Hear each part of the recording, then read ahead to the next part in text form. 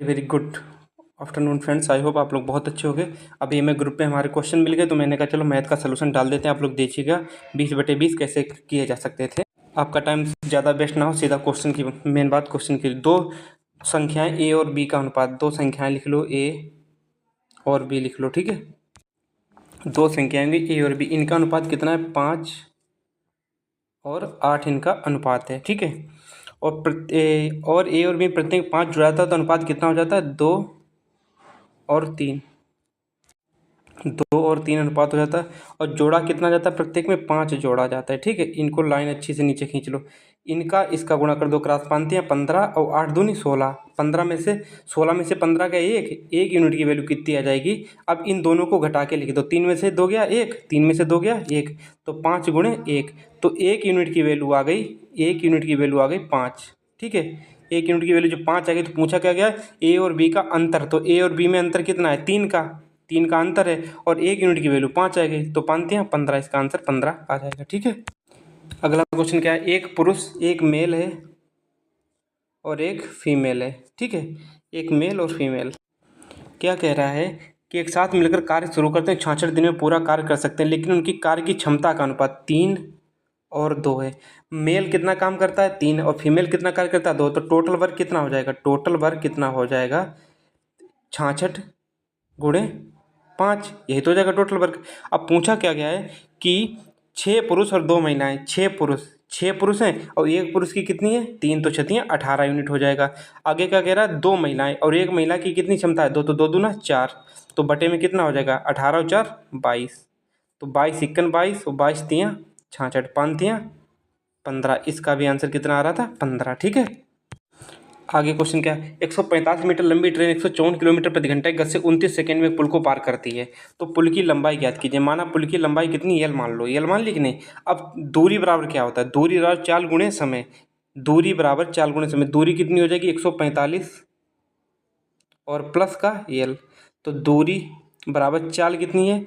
चाल इसमें दी गई है, किसमें? इसको तो एल माना था। किलोमीटर प्रति घंटा में से मीटर प्रति सेकेंड में बदलने के लिए 5/18 से गुणा करेंगे। 18 के 18, 18 तियाँ 54, तो 5 तियाँ 15 मीटर पर सेकेंड आ जाएगी कि नहीं इसकी चाल? 5 तियाँ 15, तो 15 मीटर प्रति सेकेंड इसकी चाल आ गई। आगे क्या कह रहा है कि 29 सेकेंड में पार करता है, तो 29 चाल दूरी और चाल गुणे समय होता है। चाल कितनी आ गई? 15 और सेकेंड कितने थे? 29। अब इनका गुणा कर दो, तो 15 में 135 के 5 हासिल लगे 13, 15 15 इक्कन 15, 15 दूनी 30 और 13, 30 और 13। देखो 15 में 135 5 हासिल लगे 13, 15 दूनी 30 और 13 43, तो 145 प्लस एल की वैल्यू इतनी आ गई। तो एल की वैल्यू कितनी आ जाएगी? एल इक्वल टू 435 माइनस 145, यही तो आएगा।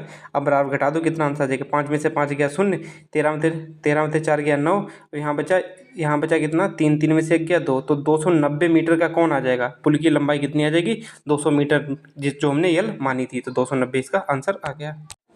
अब देखो ये कितना है। सबसे पहले हम अंदर वाला सॉल्व करते हैं, इस वाले पार्ट को, अंदर वाले पार्ट को। अब देखना कैसे सॉल्व करते हैं।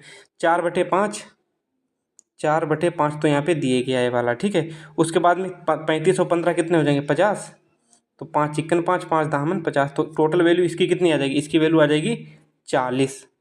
जो इसकी वैल्यू जब 40 आ गई तो यहाँ पे कितना बचेगा? 11 × 5 = 55 और 3 = 58, 58/5। अब इसमें अंदर कितना बचेगा? एलसीएम हो जाएगा 5 और 5 को 20 यानी कि 200 माइनस 58, 200 माइनस 58 हो जाएगा।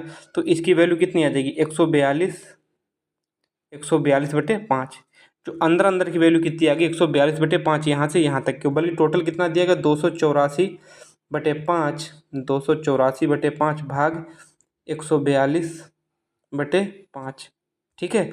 अब आगे क्या कह रहा है कि जब 284/5 जब इसको भागे तो इसको उल्टा कर देंगे, तो 5/142, 142 इक्कन 142 दूना 284, 5 से 5 कट गया। इसका आंसर 2 आ रहा था, जो कि नीचे होगा। ऑप्शन ए और बी दिया गया, सी और डी में नीचे आंसर इसका 2 दिया गया था, ठीक है। अब एक क्वेश्चन क्या कह रहा है? एक आयताकार कमरा। देखो एक आयताकार कमरा ऐसा ही तो होता है, आयताकार कमरा ऐसा होता है। क्या कह रहा है? उसकी लंबाई है जो 10 मीटर लंबाई है और चौड़ाई इसकी कितनी? 7.5। तो उसका क्षेत्रफल कितना हो जाएगा, जो क्षेत्रफल ए इक्वल टू कितना हो जाएगा 7.5 multiply by 10, 7.5 multiply by 10, 7.5 multiply by 10 equal to 75 क्या हो जाएगा वर्ग मीटर। अब आगे देखो क्या कह रहा है कि 250 प्रति वर्ग मीटर की दर से 1.5 मीटर चौड़े कालीन से फर्श को ढकने के लिए लागत ज्ञात कीजिए। देखो जो कालीन बिछाई जाएगी वो इसके क्षेत्रफल के बराबर ही तो होगी, क्योंकि हमें कमरे में बिछानी है, कमरे में तो बिछानी है। तो आगे यही तो कह रहा है, जो कालीन का क्षेत्रफल होगा, जो कालीन का क्षेत्रफल होगा वही कमरे का क्षेत्रफल होगा कि नहीं होगा, सोचो, क्योंकि कमरे के अंदर ही तो बिछाई जानी है टोटल में। तो कालीन का क्षेत्रफल क्या है, लंबाई गुने चौड़ाई। तो इसकी चौड़ाई कितनी दी गई 1.25 और लंबाई हमने एल मान ली, और इसका क्षेत्रफल कितना था 75, किसका, कमरे का क्षेत्रफल। आगे देखो तो एल बराबर कितना हो जाएगा 75/1.25। यहाँ से 1.25 जीरो हटाओगे, सीधे 1.25 अच्छे से लिख देते हैं 1.25। यहाँ से जब दशमलव हटाओगे, यहाँ से जब दशमलव हटाओगे तो यहाँ पे क्या आ जाएगा 2 जीरो आ जाएगा। ठीक है, अब काट दो 125 से काट दो, किससे 25 पंचे 125, 25 से जब काटेंगे तो 25 पंचे 125 नीचे आ जाएगा, 25 पंचे 125 ऊपर क्या आ जाएगा 25 तियाँ 75 यानी कि 300। तो 300 को जब 5 से भाग दोगे तो 60 आ जाएगा, 60 आ गया। अब जो इसकी लेंथ आ गई है 60 लेंथ आ गई। अब वो कह रहा है क्या कि 250 प्रति मीटर की दर से, प्रति मीटर की दर से बिछाने के लिए। तो हमारा क्षेत्रफल कितना आ गया, जो एल बराबर 60 आ गया। तो और हमें 250 प्रति मीटर ऊपर दिया गया था, तो मल्टीप्लाई बाई 250 तो कितना हो जाएगा, देखो 25 छंगा 150, 25 छंगा 150 यानी कि 15,000 इसका आंसर आ जाएगा। देखो यही पूछा गया था कि 150 प्रति मीटर की दर से चौड़े कालीन से बिछाने के लिए, कालीन चौड़ा इतना होता है लेकिन मीटर उसकी लंबाई के अनुसार बताया गया है, तो कितना हो जाएगा 15,000 इसका आंसर आ जाएगा। ठीक है, अब जरा इस क्वेश्चन को देखो, 1 2 3 3 1 4, 4 दशमलव। अब आगे जोड़ दो क्या है, इसमें भी 4 3 है, इसमें कितने 4 हैं, तो इसको यहाँ पे एक जीरो बढ़ा दो यहाँ पे, जिससे कि सब में बराबर 4 हो जाएं, सब में डिजिट 4 हो जाएं, और यहाँ पे भी एक जीरो बढ़ा दो। ठीक है, तो क्या हो जाएगा देखो माइनस वाला अभी हम नहीं लिखेंगे, माइनस वाला, माइनस तो माइनस रहेगा, प्लस वाले पे से जोड़ लो, तो 0 0 और 1 यानी कि कितना आ जाएगा 1 आ जाएगा। उसके बाद क्या कह रहा है 2, ये वाला 2 ले लो, उसके बाद अगला अंक इसका 2 जीरो है और इसका अंक कितना है 0, तो 2 लिख दो सीधा सीधा। अगला अंक इसका कितना है 0, इसका 0 और इसका भी 0 और इसका कितना 1। ठीक है, और इसका 0, इसका 4 4 और इसका 4। ठीक है, तो कितना आ जाएगा 4 पॉइंट, इसका आंसर आ जाएगा 4.4121, 4.4121। अब इसमें से घटा दो 4.4121 से क्या घटा दो 3.6790। ठीक है, अब देखो 1 में से 0 गया 1, और 12 में से 9 गया, 12 में से 9 गया 3। ठीक है, 12 में से 9 गया 3, यहाँ पे बचा 1, यहाँ पे कितना था ये 7 था, हाँ 7 था। यहाँ पे जब 7 था तो यहाँ पे बचेगा 0 0, 10 में से 7 गया 3, यहाँ पे बचा 13, 13 में 6 गया 7, और इधर बचेगा 0 यानी 0.733 बनी है, इसका आंसर आ जाएगा। ठीक है, अब जरा इस क्वेश्चन को ध्यान से पढ़िएगा कि वर्ष 2008 ये वाला, इसमें कितना दिया गया 120 ही तो दिया गया है।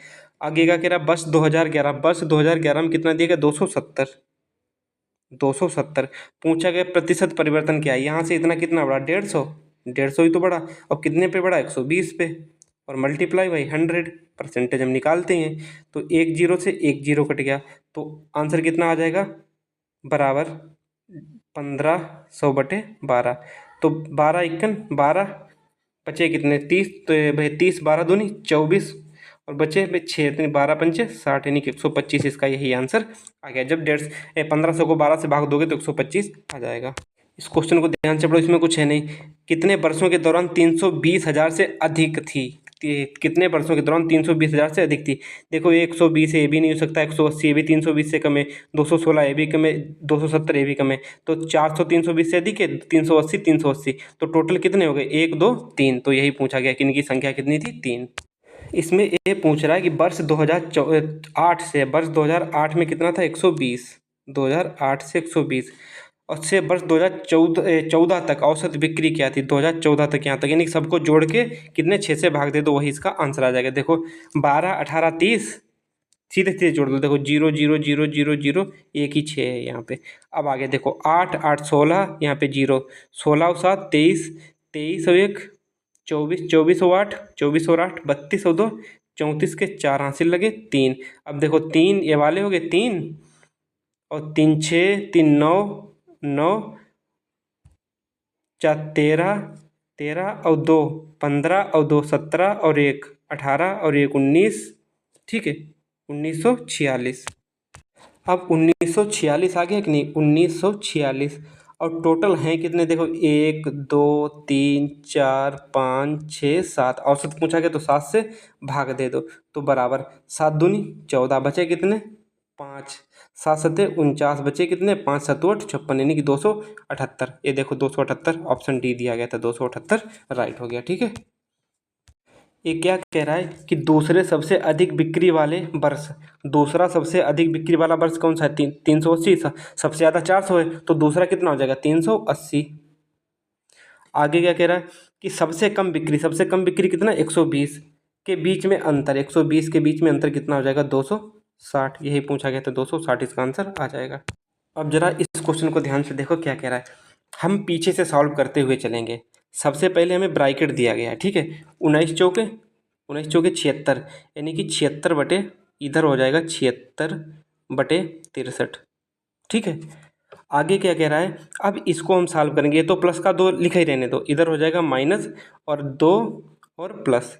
अब इनके आगे हम इसको सॉल्व करेंगे, फिर हम यहाँ पे लिख देंगे आके इनको गुणा कर दो, यानी 3/7 गुणे का पहले साल होता है, यानी कि 49/50, यही तो हो जाएगा, यानी कि 7 सत्ते 49, यानी कि 7 या 21, 7 या 21 बटे 7 या 21 बटे 50, 21/50 आ जाएगा इसका आंसर। ठीक है, पीछे वाले का आ जाएगा 21/50, यानी कि 1/21/50, यही तो आ रहा है। अब देखो जब 1/3 उल्टा करोगे तो 50 ऊपर चला जाएगा, 50/21, तो इसका जो आंसर आ जाएगा 50/63, 50/63, जो इसकी वैल्यू आ जाएगी वो कितनी आ जाएगी 50/63, तो इसको डिलीट कर दो सीधे सीधे। अब यहाँ पे जो इतने की वैल्यू आई वो 50/63 लिख दो सीधे सीधे 50/63, ठीक है, यहाँ पे 63 लिख दिया।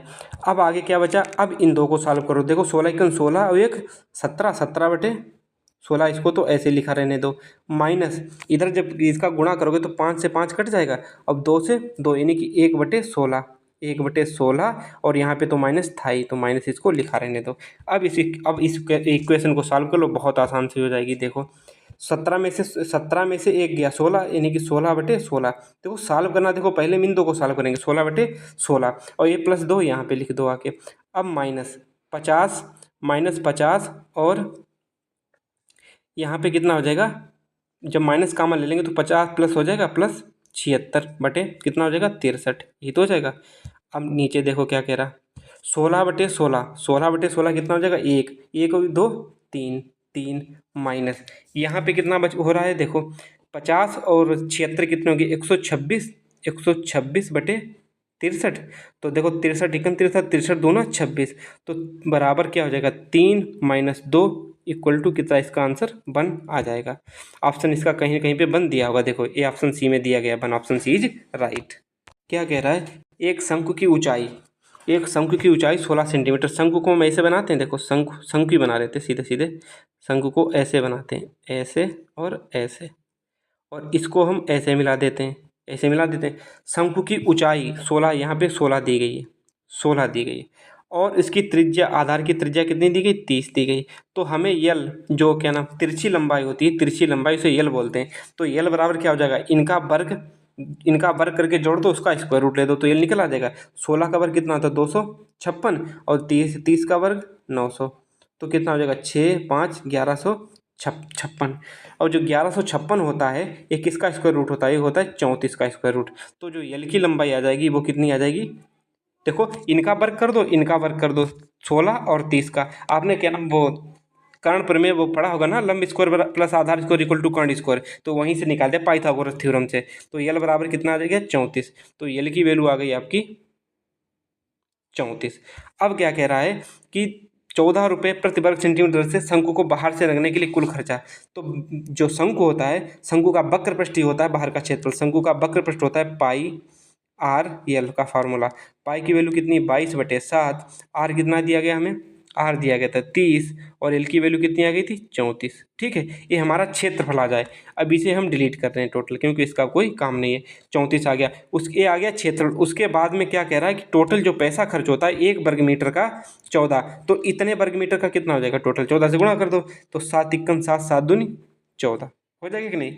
अब देखो 34 दूना 68 मल्टीप्लाई बाई 22 66 यानी कि 0। जब इनका गुणा करोगे, 66 और 68 का गुणा करोगे, तो इसका जो आंसर आएगा, जब 66 और 68 का गुणा करोगे तो इसका आंसर आ जाएगा 4488 और 1 0 ये वाला आ ही गया था। और बाकी आप इसमें यूनिट डिजिट से भी जा सकते हैं, 8 संग 48 के 8। यदि यूनिट डिजिट किसी का 8 नहीं था 0 के बाद में, तो वो संख्या नहीं होती, तो इसका 44,880 इसका आंसर आ जाएगा। ये देखो किसी में यूनिट डिजिट नहीं था, 0 का ये 4 था 2 था 2, तो इसका आंसर क्या हो जाएगा डी। ऐसे ही लगाते हम, सारा गुणा नहीं करते। देखो 66 गुणे 68 था 68, 0 तो 0 रहेगा, 8 से 48, इसके बाद 8 आएगा 0 के बाद। 0 के बाद किसी में 8 आ रहा था, नहीं आ रहा था, तो इसका ऑप्शन यही हो जाता। मैंने सॉल्व करके दिखा दिया, आप लोग सीधे उसमें होते तो वैसे ही लगाते।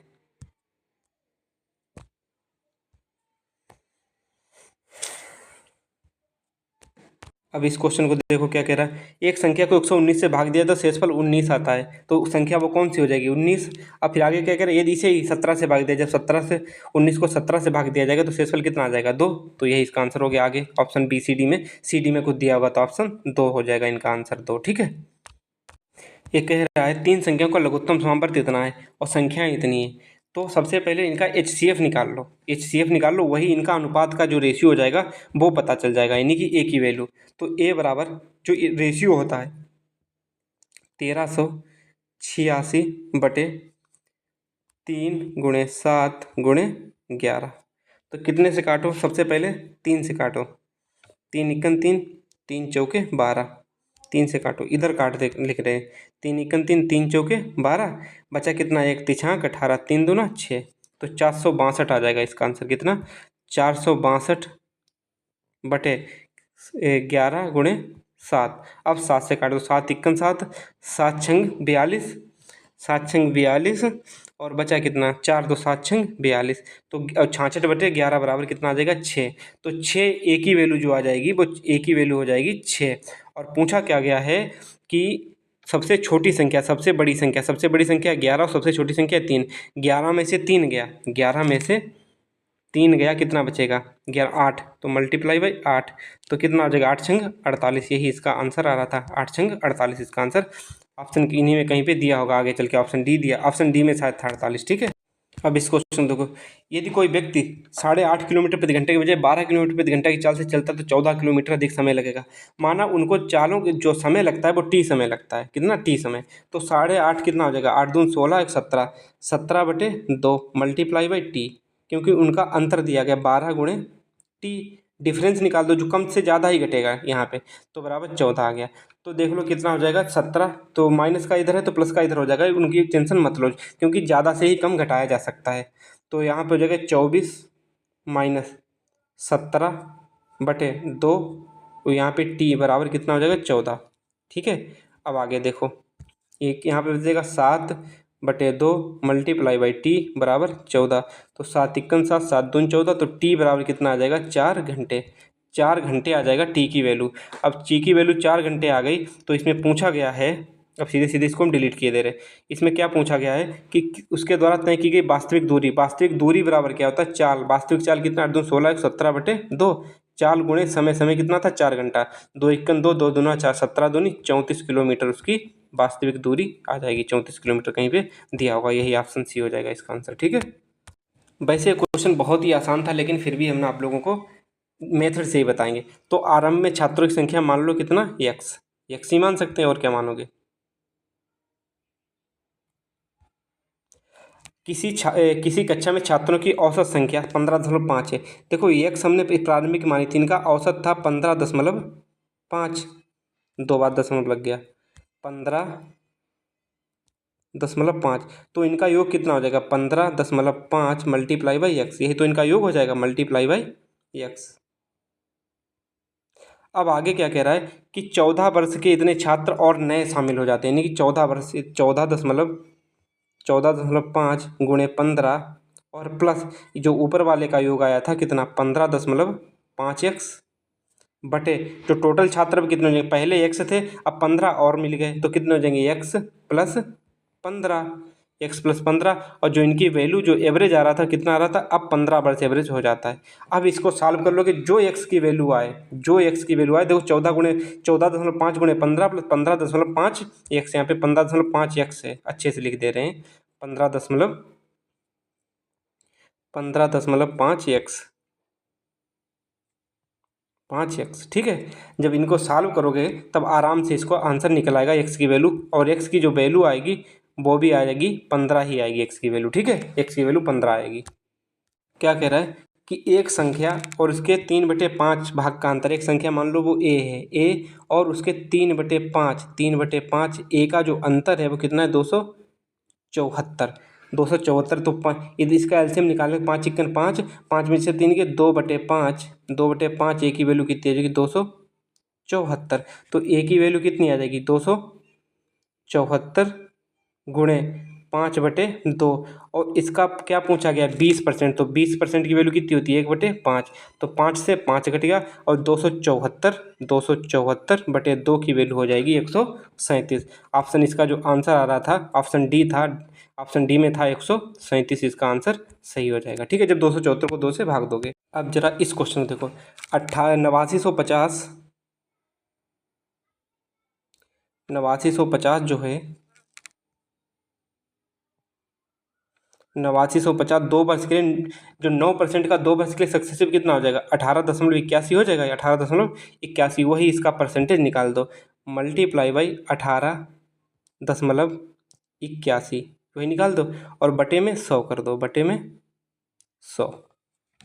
जब इनका गुणा भाग करके आंसर निकालोगे, जब इनका गुणा भाग देखो इनका गुणा करना पड़ेगा और इसका कोई शॉर्ट मेथड है नहीं, सीधा सीधा गुणा कर दो और तभी इसका आंसर आ जाएगा। और इसका आंसर जो आ रहा था, जब इनका गुणा करोगे तो टोटल जो इनका मल्टीप्लिकेशन करने के बाद आएगा 168, जो 1683 और 49.5।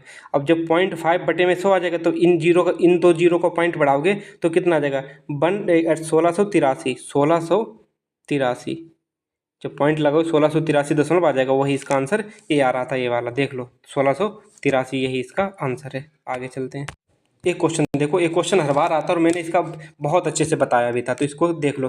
किसी वस्तु पर 18% की छूट किस पे दी जाती है एमपी पे दी जाती है, यहाँ पे एमपी लिख लो। एमपी कितना 18% का मतलब कितना हो गया 9/50, तो 50 की चीज़ हम कितने में बेचते हैं 50 की चीज़ हम 41 में बेचते हैं, 41 मतलब एसपी। आगे क्या कह रहा है कि 24% का लाभ होता है, 24% की वैल्यू क्या होती है 4/25, 4/25 होती है, यहाँ कितना हो गया 4/25 नहीं 6/25, जब 4 से काटो 4 छंग 24 और 5 25, और यहाँ पे हो जाएगा सीपी, यहाँ पे हो जाएगा सीपी, और यहाँ पे 41 है, ठीक है, नहीं तो यहाँ पे सीधा सीधा आप कुछ और दिख रहा हो आपको 41। अब 25 की चीज़ है कितनी हो रही, 25 की जो चीज़ है कितनी हो रही 31 हो रही। अब इधर पड़ोसी को पड़ोसी से लिख दो और पड़ोसी को पड़ोसी से लिख दो, तो इनकी जो वैल्यू आ जाएगी नीचे नीचे ध्यान से देखना, इनकी जो वैल्यू आ जाएगी 41 गुणे 25, यहाँ पे सीधा सीधा गुणा ही तो है, इनका गुणा करके नीचे लिखा जाएगा, इनका 41 गुणे 25, और यहाँ पे कितना हो जाएगा 41 गुणे 31, और यहाँ पे 50 गुणे 31, ठीक है। अब क्या कह रहा है ध्यान से देखो कि वस्तु का क्रय मूल्य कितना दिया है 1560। अब देखो वस्तु का क्रय मूल्य, जो वस्तु का क्रय मूल्य है वो 1560 दिया है, वस्तु का क्रय मूल्य 1560, और वस्तु का क्रय मूल्य हमारा आया कितना 41 गुणे 25 आया है, 41 गुणे 25, यहाँ पे 1560। और पूछा क्या गया है कि अंकित मूल्य है 50 गुणे 31, 50 गुणे 31, यही तो अंकित मूल्य आया है और यही हमसे पूछा गया। डायरेक्ट हमने उसका गुणा कर दिया। देखो 25 इक्कन 25, 25 दूना 50, ठीक है। अब इसको सीधे सीधे गुणा कर दो, क्या 15, यहाँ पे कितना बचेगा 156, 1560 मल्टीप्लाई बाई 31 दूना 62, 31 दूना कितने होते हैं 62 होते हैं, 31 दूना 62 बटे में कितना आ जाएगा 41। जब इनको भाग करोगे, जब इनका भागा करके सब कुछ फुर्सत होगे तो भी इनका जो आंसर आ जाएगा भाग 2359। 2359 पूर्णांक में संख्या आती नहीं, इसलिए इसको हमें पूरा पूरा भाग देना पड़ेगा। जो 2359 है वो यहाँ पे इसका आंसर आ रहा है, ठीक है। जरा इस क्वेश्चन को ध्यान से देखो, क्वेश्चन थोड़ा सा बड़ा है और बस है तो आसान, लेकिन आप लोगों ने किया नहीं होगा, इसीलिए आपको थोड़ी सी दिक्कत की होगी।